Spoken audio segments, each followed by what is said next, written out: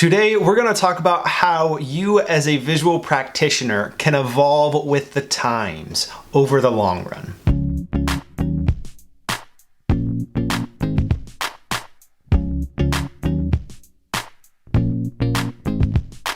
It is time for the third and final stage in this look at the long-term arc of a visual practitioner. Back in stage one, we looked at getting started, at this cycle of building your core skills and using those skills to develop a specific visual note-taking process applied to the kind of first thing that you wanted to use your visual note-taking skills toward.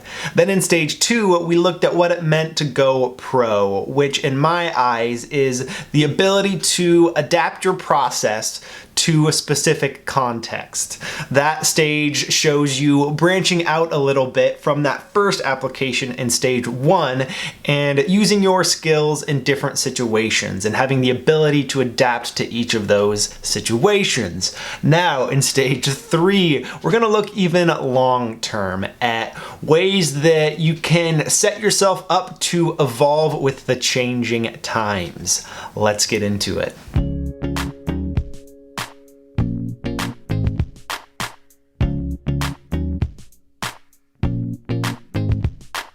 There's no way that we can talk about anything long-term without addressing the topic of change. Change is inevitable, and what I would like to do here is lay out three different categories in which changes and evolutions are no doubt going to occur, so that at this particular point, wherever you are along this long-term arc of a visual practitioner, you can get yourself in the right mindset to be able to evolve with the times. The first category that I want to look at is your own personal and professional circumstances. As you look back at your life to date, you can probably break things down into different seasons, long-term seasons in your personal and professional life.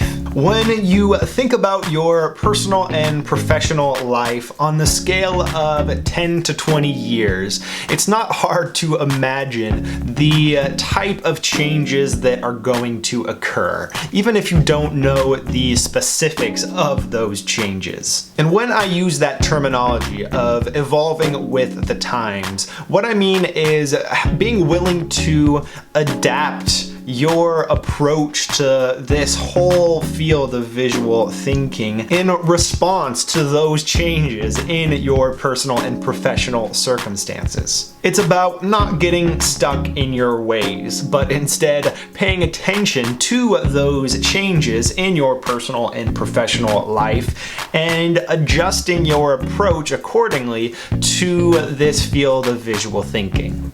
And not only will there be some degree of evolution in your own personal and professional circumstances, there will also be changes going on at a global and societal level. And those changes are worth paying attention to as well, because you might see opportunities to adjust your approach as a visual practitioner depending on what is going on in the world and locally in your particular environment. And finally, that third category, and maybe the fastest moving, is going to be the development of new technologies. We are already seeing a rise in digital visual facilitation, and that's not gonna go away. And even if you are more drawn toward the analog approach as I am, there's going to be more and more ways to integrate the two, to still have this analog experience, but use technologies to share that analog experience in different ways. And it's worth noting here that all three of these categories here, they're very related. New technologies are going to change what's going on at a societal level, which is going to have an impact on your personal and professional circumstances. The thing that I want to emphasize in this stage is simply a willingness to adapt to those changing circumstances. This is a somewhat similar theme to stage two, where you adapted your approach to visual note-taking to a specific context.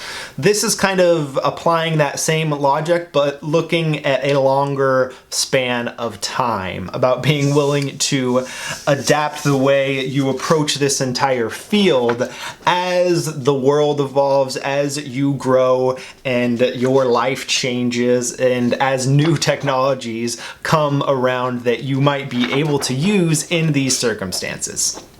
And it's not about changing for the simple sake of change. It's about changing in a meaningful way that better fits the environment surrounding the work that you do as a visual practitioner. But no matter what happens, no matter how your personal and professional life changes, no matter what new technologies come around, and no matter how the world changes, you can rest assured that at the core of this field of visual thinking is our experience as human beings, as visual creatures. And remember that the benefits that arise from any type of work in this field of visual thinking stem from the evolution that has already occurred. The fact that we are visual creatures and that the visual processing powers of our brain are strong. So as you think about how to adapt to changes in the future, I think it is useful to keep in mind the evolution that has already occurred in the past and use that as a basis for determining how to adjust to those changes that will come.